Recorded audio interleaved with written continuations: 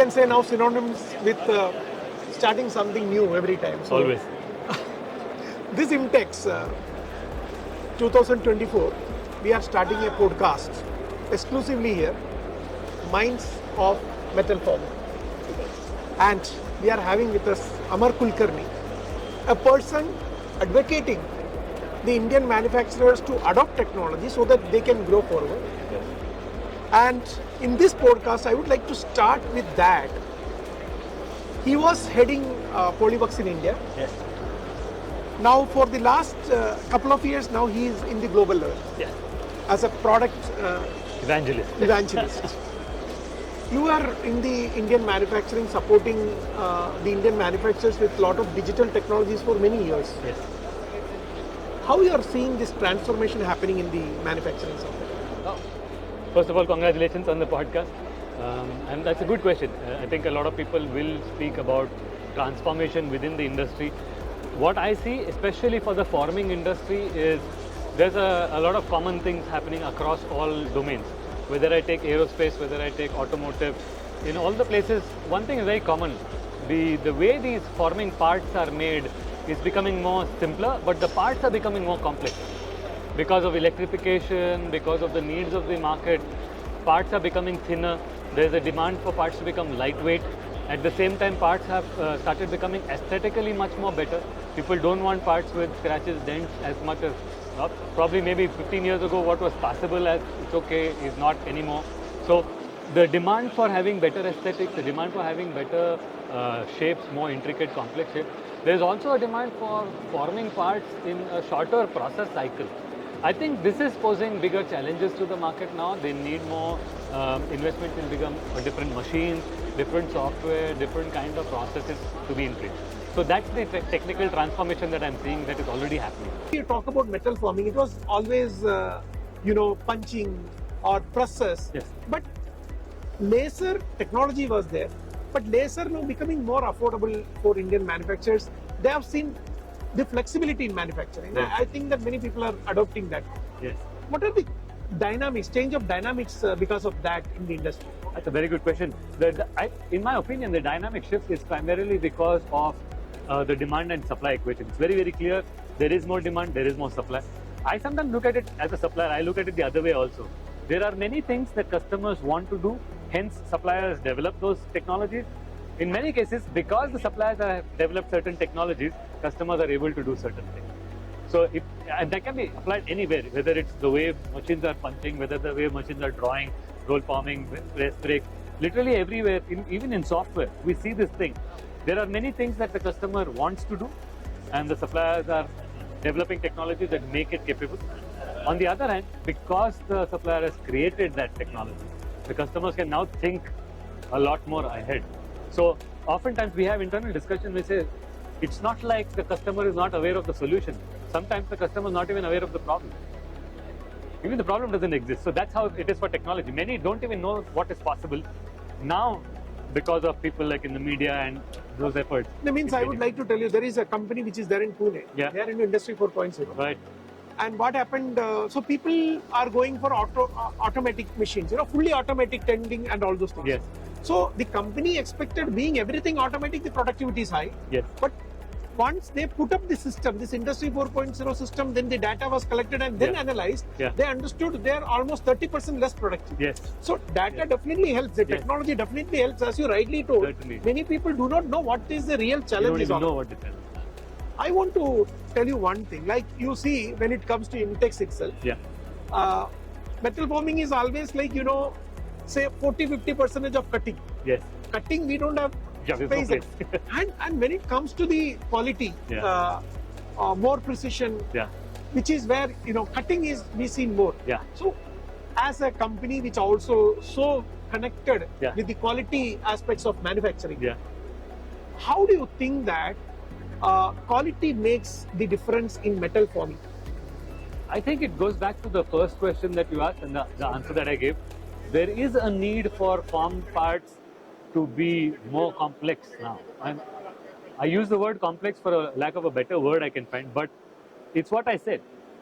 People 25 years ago would willingly buy a car where the door had a little bit of more gap in clutch or an inconsistent gap, people were not so worried about the fit and finish of so many components that they bought. A washing machine or a microwave oven or any of these things. We were not so picky about how good it looks, how good it feels, as much as today it's becoming more and more complex. The buyers are also demanding that the product be better finished. People want more sleek laptops. Now, if you look at 20 years ago's laptop, you won't pick it again. You're not going to look at it and say, this looks like a box, it looks like a tray. Today they are so sleek. So I think it's the need. It is that sheet metal parts, forming parts have become more lightweight, more stronger at the same time, not flimsy. They are lightweighting, but at the same time they are becoming stronger, which means you need better design capabilities. If you have to manufacture more thin, but at the same time strong parts, but complex shapes, you need better manufacturability, you need better machines, you need better processes. So I think it's kind of a demand that the parts need to be of a certain standard.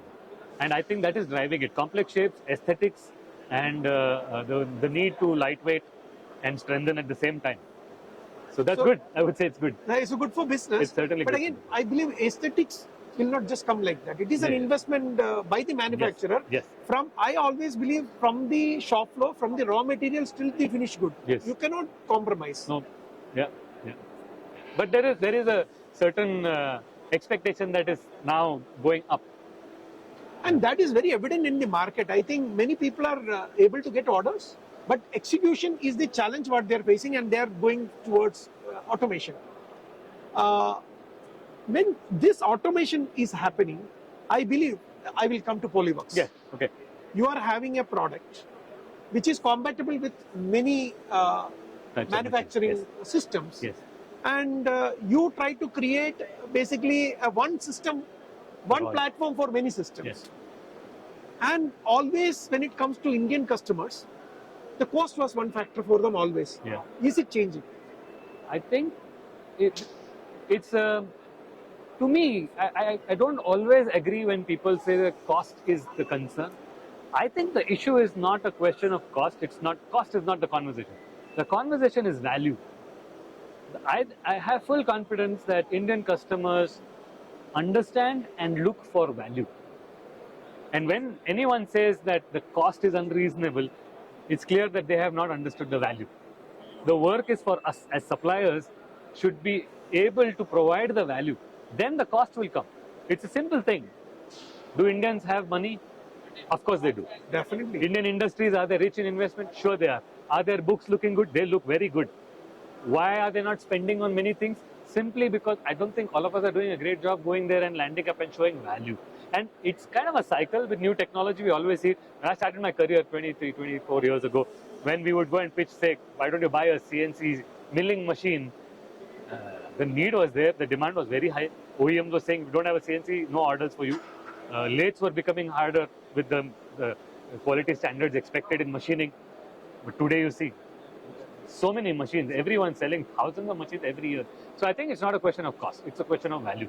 The moment they started seeing there is value in it, the sales just shoot up. And I also think that, you given me an answer earlier when you were discussing that, many people are not able to identify the problems at all, Yes. which is already eating up our profitability or productivity. Yes. And I think that is where people like you or any other companies who are selling technology Yes. should ensure that, that we need to show the value, as you rightly said. And value, I think, comes from being able to provide a solution to a known problem. If I am going to be here and talk about a product and explain, here's a flower vase and it holds so many flowers and it has so many nice things in it, it's one part of what I do as a job. But the real need is, does this make the table look nice? And no one's having a conversation about it. So I think as technology providers, more and more customers need to have conversations with us about solutions. Where is the application? What problem are we solving, and how is it helping us get better and better? Because products, there's going to always be product. There are products which are good, not good. That's always subjective judgment. I think this discussion, we are able to understand one thing is that India is doing very well. Of course. Indian manufacturing is doing very well. One point still is, I'm concerned, even when the technology is all there is a concern of not able to develop the right skill to manage these new systems which are coming. Yes. Even if you see the systems are back, but people are losing that intelligence or intellectuality, how you think that the Indian manufacturing or even global manufacturing can overcome this? I think this is an issue inherently everywhere. Skill is a problem. Uh, there definitely is a need to do more. There is still a very big gap between educational system and what the industry is actually doing. What they are studying is not to the current. There is a gap. There are several ways the gap can be filled. One way, of course, is for industry to become more proactive in educational segments. But unfortunately, most industries are concerned with profitability. And getting into the educational system does not really spell profitability as of today. There is no successful business model that's entirely profitable. Having said that, there are companies who have done it. If I look at the early CAD/CAM companies, they've successfully done it. The question of skill, however, is unanswered. There are a lot of CAD/CAM training centers across the world, and in India there are a dime a dozen. And there's a lot of students who have, everybody's resume has trained on Maybe a all the certificate. CAD/CAM software and certificate. But are their skills reflecting what they have, and can industry utilize that? There is definitely a gap. I don't have the answer for it myself, unfortunately. But I guess a manufacturing company should start looking at more industry associations.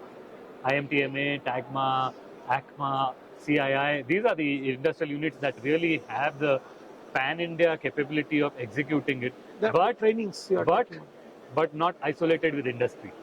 Of course, they do trainings. We know IMTMA has a training center. We know TAGMA has something. We know ACMA and CII have workshops and programs. But I guess there needs to be a little bit more involvement with what is more current. It's still driven by product sales. It's still driven by a marketing group saying, let's go to ACMA and do a workshop on training and try and get leads. That won't work. See, that's what I find it very ironical. You talk about automation taking away the job. Means unemployment is created because of automation. Here, people are using automation still to run those. We are not getting people. Yes. So that change needs to become. I just want to ask you one last question before ending this discussion. Sure. You not only handle India, you handle global. I do things across the world, yes. Across the world. What is the scenario different in the world comparing to Indian manufacturing? It's too early for me to answer that. It's not been too long that I've really been traveling and working with teams across the world with markets. Of course, I'm involved and I have discussions and I'm learning right now. Hard for me to really pinpoint and see something that's very different in terms of scenario. I'm observing habits, like how Japanese culture has different habits when it comes to trade shows or demonstrations, or how Spain and Italy and Europe has a different subcultural approach towards these things. These are the primary differences I'm observing, but frankly, I haven't learned anything that's really standing out as different. I think one thing is very common across the world. There are customers with goals and missions. They have problems and challenges. There are suppliers who have solutions. We have to find a way to meet and have this conversation as often as we can. It's not a race of buying and selling. There's not a race between competitors. My product is better than your product. I think we've come to a point where more maturity has come in the market. Everyone understands each product has its own flavor and benefit. But I think there needs to be opportunity for us to have more conversation. And that's what I'm at right now. I'm just having conversations and learning. That's what it is. And I believe it was a very long journey for you. It was not very easy, right? Well, I think there are steps and you have to take those steps.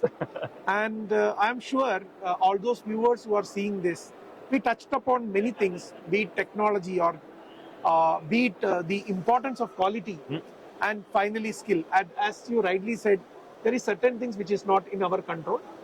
Steps needs to be taken. If we need to grow, we need people. Yes. As an entrepreneur, I realized, maybe we are good at something, but we are not good at everything. Oh yeah. And we shouldn't expect to be good at everything either. And that's a mistake many entrepreneurs do, that we need to change. And there are people who can help, like Amar. If you want to. So many others. So many others. So at least you are representing so many others right now. Thanks for your wonderful time here. I think that what you're doing, I always find what Hari does very groundbreaking, because when I said that this is a conversation, it can't be done alone. So I'm very thankful that there are people like Hari and his team out there who are having these conversations. Let's hope that this continues. Let's hope that this becomes a force where people share ideas openly and that we all get the opportunity to grow together. Yeah. So one thing I will tell you, most of the exhibition, whenever it was there, I used to see Amar every time. But now with higher responsibilities, we may able to see him very less. But I believe that is good for our country.